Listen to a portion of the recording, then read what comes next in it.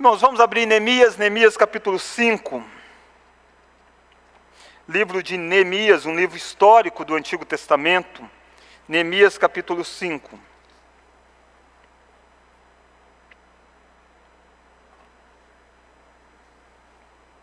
Neemias capítulo 5. Nós temos exposto este livro de Neemias dentro da perspectiva, é tempo de reconstruir.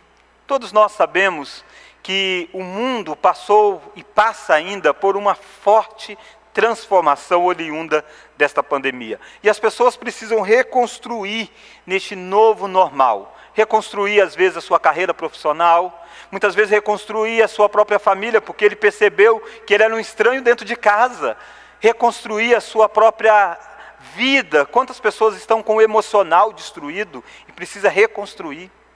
Muitas vezes a pessoa precisará reconstruir até mesmo a sua fé em Deus, porque ficou um tanto quanto que abalada diante de tantas tragédias que viu e ouviu. No meio desse cenário da necessidade de reconstruir, Deus colocou no meu coração o propósito de pregar em um livro que narrava a reconstrução, que é o livro de Neemias. Neemias viveu num tempo onde a sua cidade tinha sido destruída, Jerusalém. Neemias provavelmente não tinha nascido em Jerusalém. Neemias provavelmente é um filho do exílio. Neemias deve ter nascido durante o período em que o povo de Deus já tinha sido levado cativo. Mas o coração de Neemias ainda estava vinculado com o seu povo, ao ponto de quando a notícia chegou aos ouvidos de Neemias lá em Suzã, na cidadela de Suzã, quando Neemias trabalhava no palácio, quando Neemias desfrutava de um status social, e a notícia foi: Jerusalém está destruída, os muros estão derribados, as portas estão queimadas, há um caos, e o povo está em miséria. Neemias entendeu que Deus estava chamando ele para a obra de reconstruir. Neemias, conduzido por Deus, vai a Jerusalém e lidera uma grande obra de reconstrução, a reconstrução dos muros da cidade. Os muros eram extremamente importantes, porque os muros eram símbolo de segurança. A cidade sem muro era uma cidade susceptível à invasão. Era também nos muros que aconteciam os julgamentos das causas. E o fato das portas estarem queimadas significava que os juízes não poderiam julgar as causas. Isso tudo dava a uma situação de caos. E Neemias, então, conduz de uma forma maravilhosa essa reconstrução dos muros. E ele faz isso em 52 dias. Este é um grande marco do livro de Neemias. Um muro reconstruído em 52 dias. Não foi fácil, foi com suor, foi com trabalho e foi enfrentando opositores. Assim como eu e você, quando estamos envolvidos em reconstruir uma grande obra, nós nos deparamos com problemas, nós nos deparamos com dificuldade, nós nos deparamos com pessoas que querem nos desmotivar, nos deparamos com a situação das mais diferentes dificuldades da vida. Mas a partir do exemplo de Neemias, e a partir daquilo que Neemias representa, que é a ação de Deus reconstruindo os muros quebrados da história, nós podemos também nos engajarmos na reconstrução das coisas da nossa vida. Eu não sei o que é que você precisa reconstruir neste pós-coronavírus, mas eu sei o como você pode reconstruir. Através dos ensinamentos da palavra de Deus e através do Deus do ensinamento. E nessa noite, nós iremos olhar para o capítulo 5. Neemias já tinha enfrentado a oposição de fora. Os opositores de outros povos que tinham se levantado para embargar a obra. E Neemias havia conduzido o povo a uma estratégia de preservar a sua integridade, preservar o muro que estava sendo reconstruído. Mas agora Neemias vai sofrer com problemas internos. Queridos, reconstruir coisas na vida não apenas lida com os problemas externos a nós, mas lida com os problemas dentro da nossa casa, lida com os problemas com pessoas que nós amamos, lida com pessoas que estão próximas de nós, e lida com divergência entre estas pessoas. O capítulo 5 mostra para nós como que dentro do povo de Israel começou a existir uma grande divisão, e essa causa da grande divisão foi uma causa financeira que nós iremos ver nesta noite. E Neemias vai agora entender algo que eu e você precisamos entender. Qualquer grande obra que eu e você estejamos envolvidos a reconstruir, não é mais importante do que pessoas. Pessoas são mais importantes do que coisas. Saiba você isso. Se você quer reconstruir grandes coisas, se você quer marcar a sua geração com uma grande obra, saiba que mais importante do que coisas são pessoas. Capítulo 5 mostra isso de uma forma bela para nós. E eu quero olhar com você duas lições aqui. A primeira lição é o problema que Neemias enfrenta, e a segunda lição é como Neemias lida com o problema. Porque a vida é assim, a vida é problemas diante de nós, e como nós podemos lidar com estes problemas. Como então Neemias lida com o problema, e qual é o problema que Neemias enfrenta?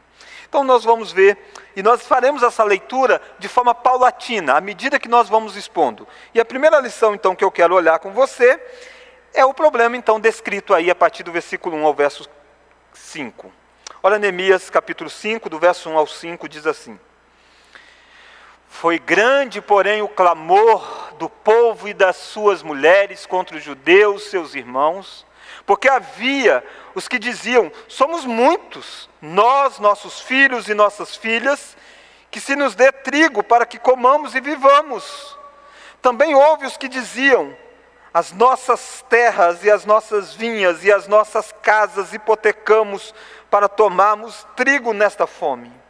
Houve ainda os que diziam: tomamos dinheiro emprestado e até o tributo do rei sobre as nossas terras e as nossas vinhas. No entanto, nós somos da mesma carne como eles, e nossos filhos são tão bons como os deles. E eis que sujeitamos nossos filhos, nossas filhas para serem escravos. Algumas de nossas filhas já estão reduzidas à escravidão. Não está em nosso poder evitá-lo, pois os nossos campos e as nossas vinhas já são de outros. Irmãos, Neemias está conduzindo uma multidão que está trabalhando com afinco no muro.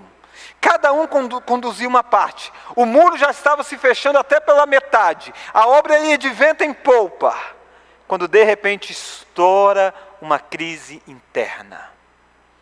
O versículo 1 do capítulo 5 diz para nós que foi grande o clamor do povo. Imagine, essa expressão grande o clamor aponta para algo que de fato foi estrondoso, de fato foi algo barulhento, foi algo que diz: ei, como que nós vamos construir uns muros se dentro de nós estamos divididos? E é isso que aconteceu. Percebe? O muro estava se fechando, mas entre eles os relacionamentos estavam se afastando. E é terrível o que estava acontecendo. O que estava acontecendo era um problema envolvendo pessoas. Tijolos estavam sendo colocados no muro, pedras naquele contexto. O muro se fechava, mas pessoas eram escravizadas dentro dos muros, dentro da cidade.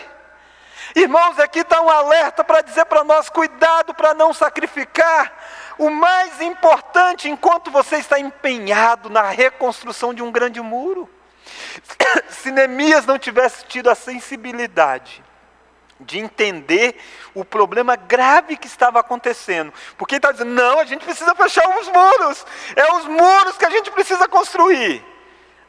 O povo judeu teria se desintegrado, teria dividido, teria partido, o povo da aliança estaria vivendo desunido. E Neemias então vai agora ser instrumento para parar a construção dos muros, para cuidar de gente. Está dizendo: não adianta termos muros se nós vivemos partidos. Sabe, querido, não adianta você ter uma bela carreira se dentro da sua casa você estiver dividindo pessoas. Não adianta você ter uma bela carreira se você está dividindo as coisas essenciais da vida. Mais importante do que coisas são pessoas. Quantas pessoas, por causa de um projeto pessoal, desintegra todo o resto? Quantas pessoas, por causa de um carro, ele briga a vida toda com o filho? Quantas pessoas, por causa do sonho dele, ele sacrifica pessoas neste caminhar?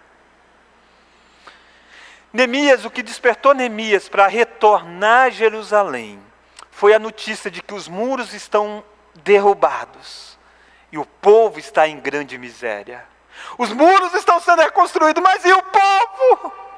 O povo continuava em grande miséria. E Deus vai trazer Neemias para o palco de sanar, de amenizar, de cuidar do povo que estava em miséria. Olha o que estava se passando neste contexto.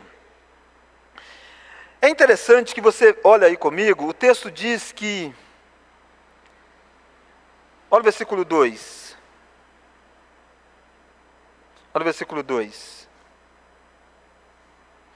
Porque havia os que diziam, somos muitos, nós, nossos filhos e nossas filhas, que se nos dê trigo para que comamos e vivamos. Percebe o que começou a faltar? Começou a faltar alimento. Tinha gente dentro de Jerusalém que não tinha o que comer. E está dizendo, nós não temos o que comer. Do que adianta ter muro se não tem comida na mesa? Mas o grande fato é por que a pobreza estava tão forte dentro de Jerusalém? Ao ponto de alguns estarem com os filhos escravizados. Quando você olha para a história do livro de Esdras, que é um livro paralelo a Neemias, o livro de Esdras diz para nós que quando o povo saiu da Babilônia, da Assíria, melhor dizendo, do império de Ciro, o persa, quando Ciro liberta o povo, e Ciro envia o povo de volta, Ciro dá a este povo bastante recurso. Dá a este povo o tesouro que a Babilônia tinha levado cativo. Ciro dá dinheiro para esse povo. Esse povo voltou e começou a reconstruir, e de repente depois teve uma segunda remessa de gente que veio, e veio trazendo mais donativos. Tinha riqueza em Jerusalém. Mas o tempo passou, e a forma gananciosa de administrar essas riquezas fez com que uns ficassem muito ricos e outros muito pobres. O muro começou a ser reconstruído, e quando o muro começou a ser reconstruído, muitas pessoas abandonaram os seus trabalhos, abandonaram as suas atividades, não podia mais sair de Jerusalém. Olha ali Neemias capítulo 4, olha Neemias 4, verso 22, 4, 22. Também neste mesmo tempo disse eu ao povo, cada um com o seu moço, fique em Jerusalém, para que de noite nos sirvam de guarda e de dia trabalhem. Naturalmente que esse envolvimento no muro fez com que muitas pessoas não se envolvessem tanto mais na agricultura. E o que aconteceu? Caiu a produtividade. Mas em vez do povo estar unido, alguém começou a explorar o povo. É interessante isso. Olha aqui o versículo de número 15. Vai dizer para nós que uns que exploraram o povo antes dessa retomada da reconstrução dos muros, foram os governadores. Olha o versículo 15. E sucedeu, capítulo 5, verso 15. Mas os primeiros governadores que foram antes de mim, antes de Neemias, oprimiram o povo e lhe tomaram o pão e vinho, além de 40 ciclos de prata. Até os seus moços dominavam sobre o povo, porém eu assim não fiz por causa do temor de Deus. Percebe? Jerusalém foi governada antes de Neemias por gente que explorava o povo. Judá estava, de certa forma, isolado comercialmente. Por causa da reconstrução dos muros, 4 grandes povos ao redor de Jerusalém tramaram contra Jerusalém. E o comércio então parou de acontecer. Jerusalém não podia muito negociar. Gerou pobreza. A construção dos muros fez com que as pessoas se envolvessem nessa obra e também deixassem muitas vezes de cuidar da parte financeira, gerou pobreza. Fatores climáticos geraram uma forte crise. É bem provável que, devido a em Jerusalém muitas vezes acontecia isso, que era período de seca, e isso declinava as produções. E administradores anteriores tinham explorado o povo, impostos pesados tinham sido dados sobre o povo. Eu e você não sabemos bem o que é viver em um país desigual, né? Será que não sabemos? Eu e você não sabemos o que é viver em um país onde a carga tributária é muito forte, onde pessoas são oprimidas pela força do Estado. Nós não sabemos isso, né? Ou será que sabemos? Será que isso é uma realidade distante de nós? Em 2019 foi divulgado que o Brasil era o país que estava no 14º lugar no ranking de carga tributária. É o 14º país em 2019, segundo essa publicação feita em uma revista, de que o Brasil era o 14º país. Naturalmente que esses dados mudam muito, tá? Mudam rápidos. Mas em 2019, o 14º país de carga tributária mais alta era o Brasil. E tristemente, dos 30 listados, que compunham os que mais pagavam impostos, o Brasil, que era o 14º no que mais pagava, era o último daquele que o povo tinha os benefícios dos seus impostos. Ou seja, o Brasil é um país onde muitas vezes o governante, independente de qual partido seja, independente de qual linha política seja, o histórico do país, e você vê isso nos noticiários, é de corrupção, e mais corrupção, e às vezes você ouve falar de milhões, de milhares, de vários valores, e você acha que aquilo está tão longe. Não, aquilo é dinheiro do imposto do povo, é dinheiro da contribuição do povo. Pessoas ficaram mais pobres, porque gente ficou mais rico. Em Jerusalém estava assim. Jerusalém tinha gente que estava passando fome, porque o Estado tinha sido pesado a eles. Mas será que só o Estado é o culpado? Não. Olha o capítulo 5 de Neemias. Olha o versículo 3. Também houve os que diziam: as nossas terras, as nossas vinhas e as nossas casas hipotecamos para tomarmos trigo nesta fome. Sabe o que teve gente que fez, querido? Teve gente que hipotecou a terra dele para poder ter alimento. Teve gente que deu a terra dele dizendo: me empresta um dinheiro para pagar a comida. E não teve dinheiro para pagar aquele empréstimo, para pagar os juros sobre aquele empréstimo. E perderam a terra. E perderam a sua casa. Você acha que isso é forte? Olha o que estava acontecendo dentro de Jerusalém. Olha o versículo 4. Houve ainda os que diziam: tomamos dinheiro emprestado até para o tributo do rei, sobre as nossas terras, nossas vinhas. No entanto, versículo 5, nós somos da mesma carne como eles, nossos filhos são tão bons como deles, eis que sujeitamos nossos filhos e nossas filhas para serem escravos. Olha que nível que chegou. Chegou no ponto de que os judeus hipotecaram os filhos, deram os filhos como pagamento das dívidas. E sabe quem é que estava recebendo os filhos como pagamento de dívidas? Gente que era da família da fé. Gente que estava engajado também na construção dos muros, estava explorando o outro. E aqui você percebe como que biblicamente isso era contrário à lei de Moisés. A lei de Moisés dizia assim que poderia pegar empréstimo. E deixava que muitas vezes isso fosse recompensado por várias formas. Mas quando a questão envolvia a pobreza de alguém, quando alguém precisava pegar um valor para poder ter com que se sustentar, a lei de Moisés dizia: não cobre juros sobre ele. Cobre apenas sobre o capital. Não use a pobreza do outro para enriquecer a si mesmo. Queridos, crise é algo que de tempos em tempos surge. E na crise, muitas vezes, é uma oportunidade para que muitas pessoas oprimem ainda mais o outro. Afinal de contas, a oferta por mão de obra será enorme. Então, por que eu não vou pagar bem menos do que o meu funcionário merece?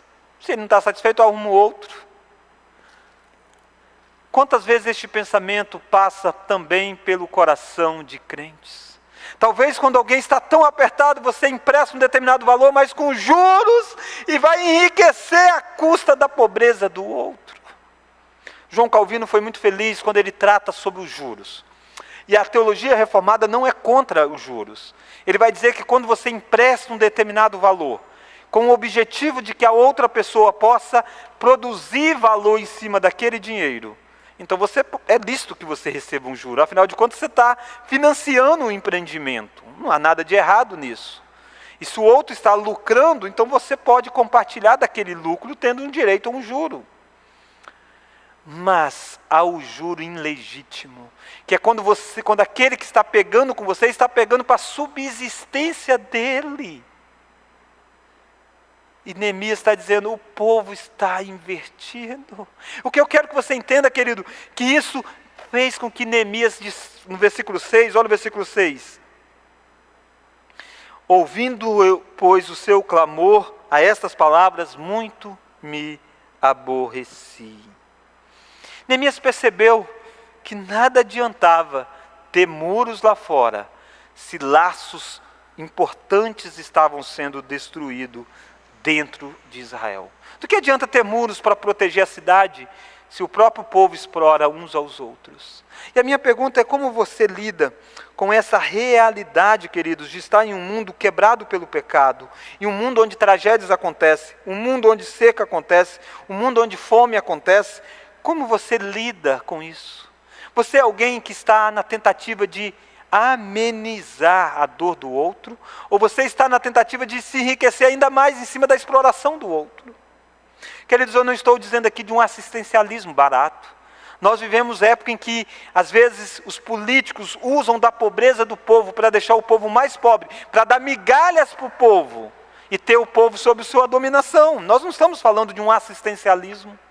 O que nós estamos falando é do que a Bíblia diz. E a Bíblia diz da necessidade de nós sermos mão estendida, principalmente para os da família da fé, para aqueles que estão em grande dificuldade. E uma vez atendidos da família da fé, nós possamos estender os nossos braços para aqueles que não são da família da fé, mas que estão em grande dificuldade. E que você, enquanto indivíduo, não seja um explorador do outro.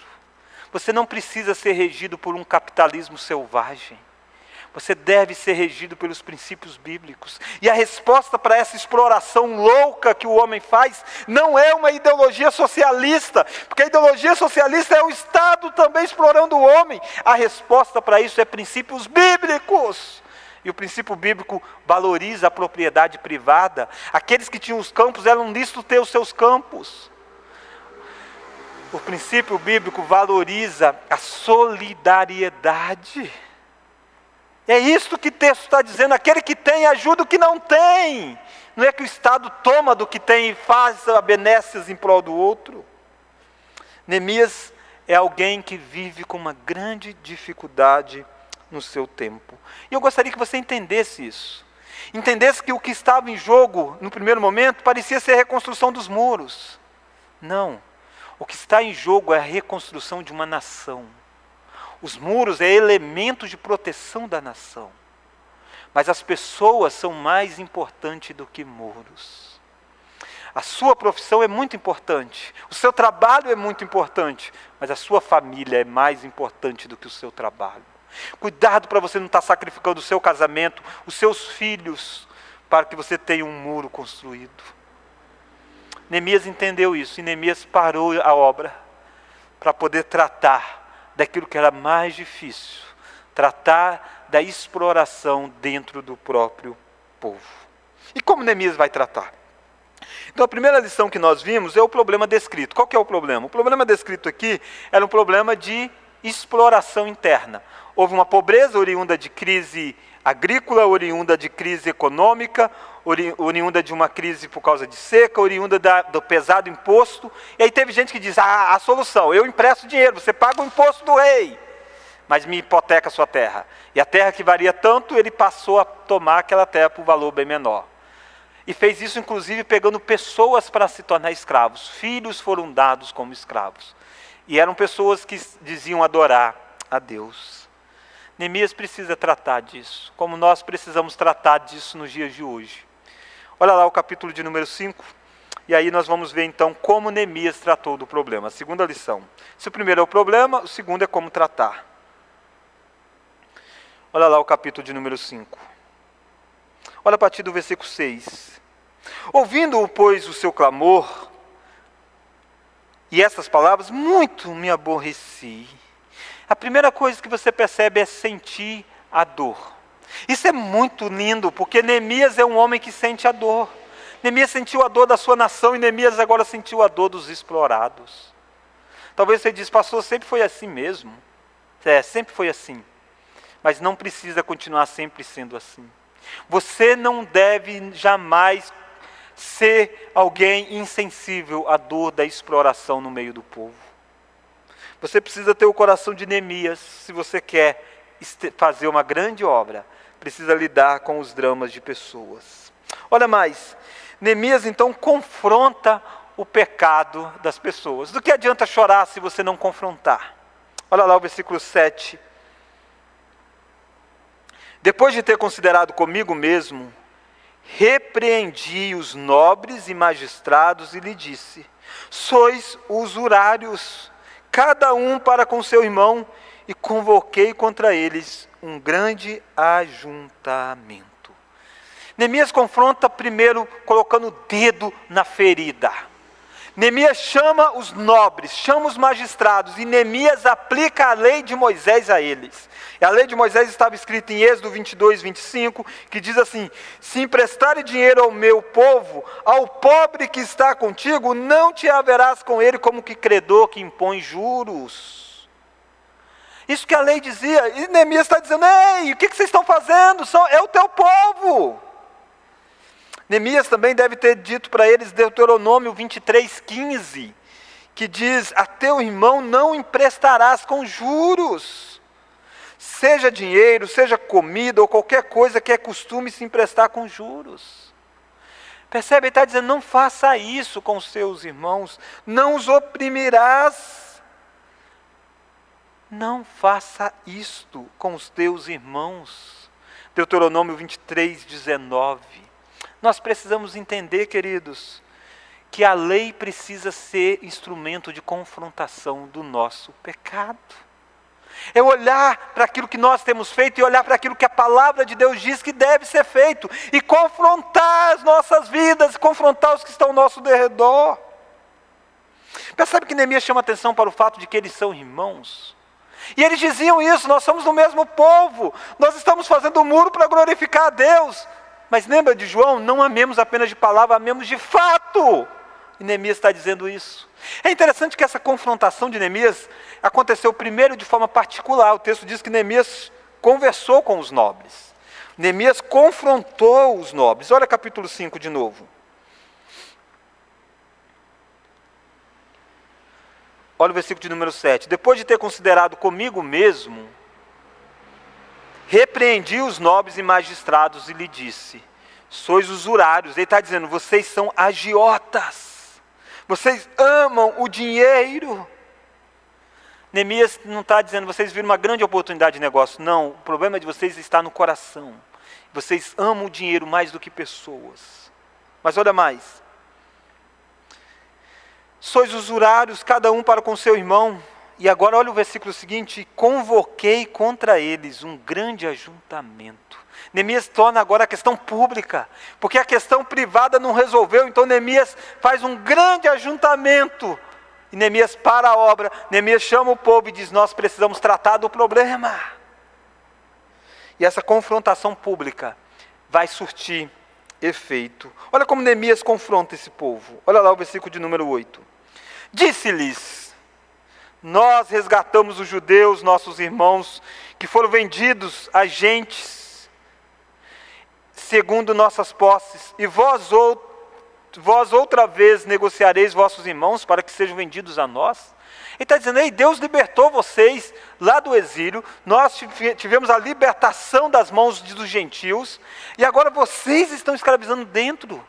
Como isso? Se Deus foi misericordioso para conosco, como que nós não vamos ter misericórdia para com os outros? É isso que Neemias está dizendo.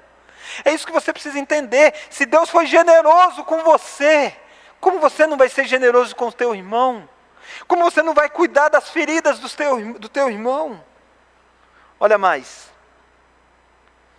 Olha o versículo de número 9. Então se calaram e não acharam o que responder. Disse mais: não é bom o que fazeis, porventura não deveis andar no temor do nosso Deus por causa do opróbrio dos gentios, nossos inimigos? Também eu e meus irmãos e meus moços lhe demos dinheiro, e emprestamos o trigo, demos-lhes em mão a este empréstimo. Restitui-lhes hoje, vos peço, as suas terras, as suas vinhas, os seus olivais, as suas casas, como também o centésimo do dinheiro do trigo, do vinho e do azeite que exigiste deles. Então responderam: o que estes vão fazer? E aqui que é lindo. você entender que a palavra de Deus tem poder para gerar transformação. Porque quando a gente fala de dinheiro, a gente está falando de um dos grandes ídolos do nosso tempo. E pensa alguém que explorou o outro, alguém abrir mão de uma dívida que o outro tem para com ele. É difícil, é quase impossível nos dias de hoje. Mas a palavra de Deus é poderosa para gerar transformação no coração de alguém. E aquilo que é impossível aos olhos humanos, que alguém possa abrir mão de algo tão precioso que é o dinheiro, acontece. Olha o que aqueles que até aquele presente momento exploravam os outros fizeram. Versículo 16. Restitui-lhes hoje, vos peço, as suas terras. Versículo 12. Então responderam, restituiremos e nada lhes pediremos, faremos assim como dizes. Então chamei os sacerdotes e os fiz jurar que fariam segundo prometeram. Há um quebrantamento espiritual. A lei de Deus sendo praticada, a mudança de conduta. Por quê?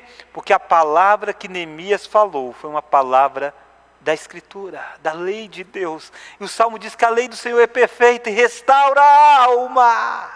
E a minha pergunta é, você crê que a palavra de Deus é capaz de mudar o coração mais duro? Você crê que a palavra de Deus é capaz de destronar o ídolo mais forte da vida de alguém? Neemias cria nisso. E Neemias teve coragem de confrontar o pecado dos poderosos, porque cria que a palavra era capaz de entrar como uma espada e mudar a vida deles.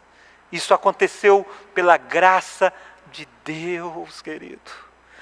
Como Neemias reage ao problema? Primeiro, se compadecendo. Segundo, confrontando o pecado das pessoas baseado na Escritura. A Escritura é suficiente para mudar a vida, se Neemias cria nisso. A Escritura é suficiente para aplicar uma justiça social, mais do que uma ideologia de direita ou uma ideologia de esquerda. É a Escritura. E é a Escritura que Neemias se apega. Queridos, neste mundo pós-coronavírus, o que nós teremos é pessoas quebradas em várias áreas da vida. E você precisa crer que a Escritura é suficiente para causar, para transformar, para unir, para criar laços que foram quebrados. É isto que Neemias está fazendo. Mas Neemias vai tratar do problema sendo generoso. Será que Neemias é aquele que só fala? Ou Neemias tem um comportamento? Neemias tem um comportamento. Olha aí comigo a partir do versículo 14.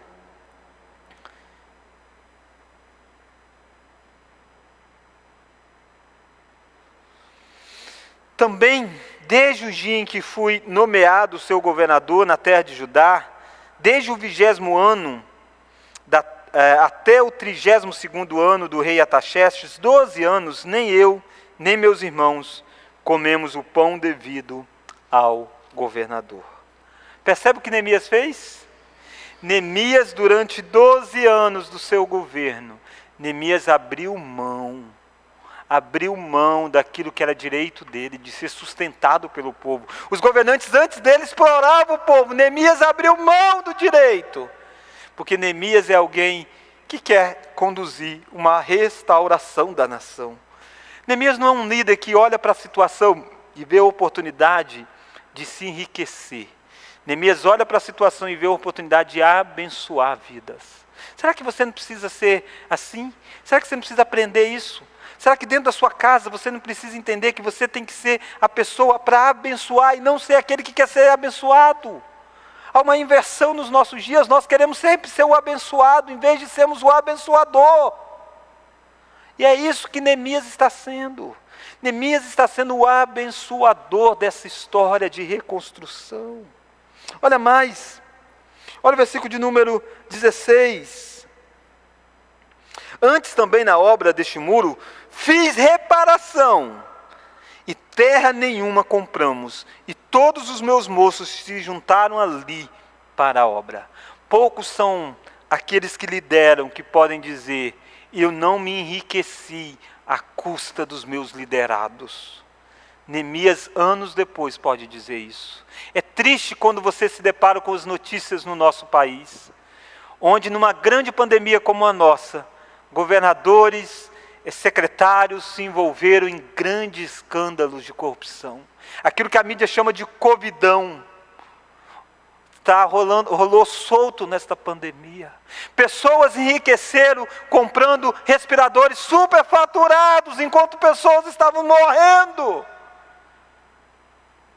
Neemias não é um governante que alguém pode se levantar e dizer, este usou da tragédia para se enriquecer. Ao contrário, Neemias é alguém que reparou as obras. Neemias é alguém que investiu a vida, 12 anos, para poder não apenas reconstruir os muros. Os muros foram 52 dias, mas uma nação precisa de 12 anos debaixo da liderança de Neemias.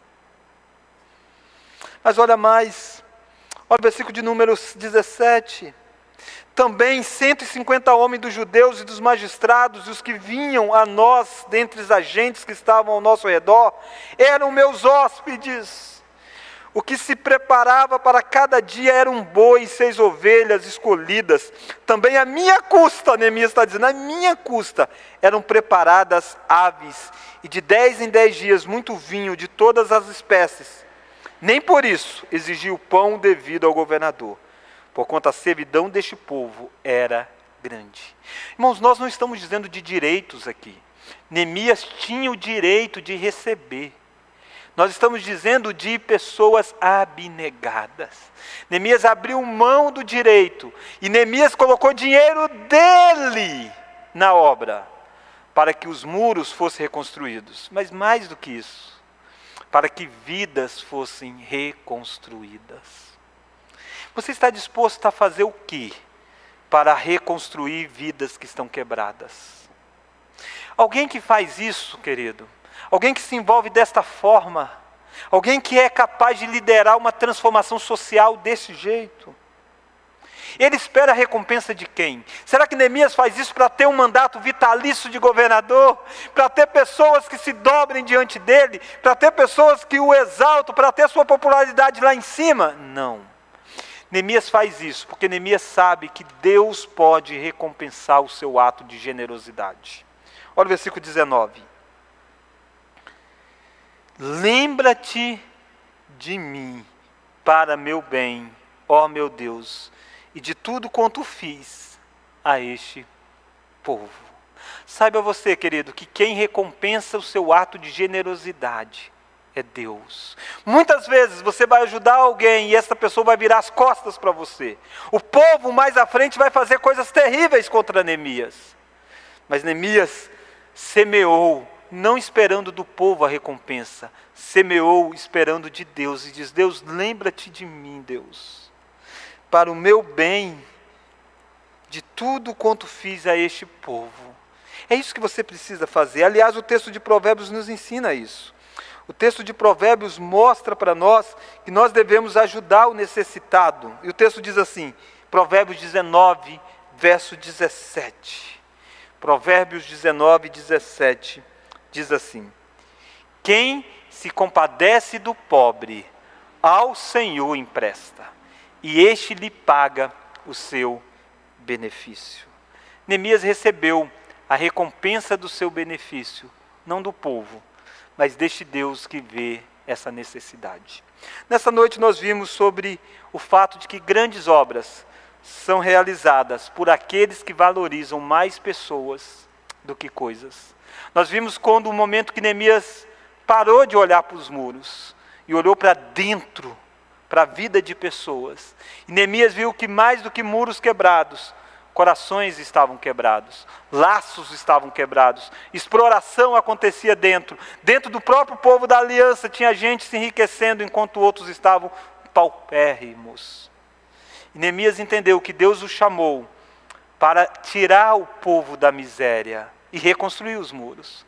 Saber que tem hora que você precisa desfocar um pouco daquilo que tem sido o esforço da sua vida para focar em vidas é extremamente importante. Há muitas pessoas que se perdem nisso. Há pessoas que dizem, eu sou tão disciplinado naquilo que eu faço. Mas na verdade são pessoas bitoladas. Só olham para frente e não vê a tragédia ao redor. Triste seria se tivesse os muros, mas não tivesse mais a unidade da nação. Então Neemias para os muros para reconstruir a unidade da nação. Como que ele faz isso? Ele faz isso se compadecendo da situação. Ele faz isso confrontando os pecados através da Escritura. Ele faz isso sendo generoso. E ele faz isso sabendo que de Deus é que vem a recompensa. Quando você olha para toda essa história de Neemias, você é lembrado de alguém que se compadeceu de vidas quebradas. Porque você é lembrado de alguém que se compadeceu de pessoas que eram exploradas, de pessoas que eram escravizadas, de pessoas que não tinham perspectiva de futuro, de pessoas que não tinham expectativa de vida.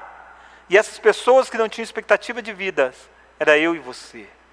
E o Neemias que se compadeceu de nós, é Jesus Cristo. Não o Neemias deste texto, mas o Cristo Jesus que 2000 anos atrás veio no mundo e sofreu a injustiça. Ele veio no mundo sendo rico, se fez pobre. Ele sendo dono de tudo, viveu na humildade das coisas, sem ter fartura. Este que tinha dono de todas as coisas, abriu mão e não tinha onde reclinar a cabeça. Sabe por que ele fez isso? Ele se fez pobre sendo rico, para que você que era pobre espiritualmente se tornasse rico. E sabe que na cruz do Calvário, ele ficou pobre, porque ele esteve sobre ele os nossos pecados. E os méritos dele, a riqueza dele espiritual foi derramado sobre você. E nessa troca de pobreza e riqueza, Cristo fez de você assentado nas regiões celestiais. E Cristo fez de você a pessoa mais rica deste mundo. Não financeiramente, mas porque você tem a justiça de Cristo em você. Mas não pense que isso se deu sem o envolvimento generoso de alguém. Neemias ficou 12 anos trabalhando sem receber nada. Cristo ficou 33 anos trabalhando sem receber nada em troca da sua redenção, senão a glória que o Pai tinha reservado a ele. Assim como Neemias diz, Pai, Deus, lembra-te de mim e faça. Cristo também, quando estava na cruz do Calvário, sabia que a recompensa dele só poderia vir de Deus. Porque das pessoas que estavam aí, Cristo disse até mesmo, Pai, perdoa-lhes, porque não sabem o que fazem. Aquelas pessoas gritaram, crucifica, os seus discípulos o abandonaram, Pedro não estava com ele, tinha dito 3 vezes que não o conhecia. Mas Jesus sabia quem iria recompensá-lo por aquele sacrifício. E era o mesmo Deus de Neemias, o Pai de nosso Senhor e Salvador Jesus Cristo. E 3 dias depois o Pai lembrou do Filho e o ressuscitou. Sabe por quê? Para que nós que fôssemos pobres, nos tornássemos ricos. Percebe, querido, que o maior problema não é a miséria financeira. O maior problema é a miséria espiritual. E dessa miséria você pode ser curado por Cristo Jesus. E curado por Cristo Jesus, você pode começar a redirecionar a sua vida pela lei de Deus. E buscar justiça nos relacionamentos. Buscar amenizar a dor dos aflitos. Parecer com o seu Salvador. Para o bem do povo. Para a glória de Deus e para a recompensa no dia final. É isso que eu gostaria que você pensasse. Pessoas são mais importantes do que coisas. A nação, as pessoas de dentro da nação de Judá, era mais importante do que os muros. Pessoas são mais importantes do que coisas. Seja as coisas que forem, pessoas sempre serão mais importantes. Valorize as pessoas. Ame as pessoas, não sacrifique os seus amados no altar do sucesso. Se quebrante a Deus e peça que a lei do Senhor seja capaz de transformar a sua vida. Talvez você é um explorador e a lei de Deus quer quebrantar você neste instante. Talvez você é alguém que crê no Estado como solucionador dos problemas. Ele não é. A maioria das vezes ele é um grande opressor sobre a vida das pessoas. O solucionador dos problemas é mais do que Neemias, é Jesus Cristo para a sua vida. Ele é o único governador que de fato abre mão de tudo que ele tinha em seu favor. Abrace nesse Cristo que governa o universo, mais do que qualquer ideologia política. Não é o socialismo que vai tornar uma vida igual, não é. É Cristo Jesus que nos faz um a despeito das nossas diferenças. É Cristo que nos ensina a ter com que trabalhar para acudir até mesmo o necessitado. É Cristo que muda um coração de pessoas que eram apegadas ao dinheiro, como Zaqueu era. É Cristo quem é capaz de mudar a vida das pessoas e tirar e destronar o ídolo do nosso século, que é o dinheiro. Tristemente, que o coronavírus revela mais uma vez o coração podre dos nossos políticos muitas vezes. O coração podre daqueles que são capazes de se enriquecer com a miséria do povo. Para nós a Escritura já nos alerta a sermos vigilantes para que o nosso coração não seja também assim. Eu e você sejamos guardados por este Deus. Vamos orar?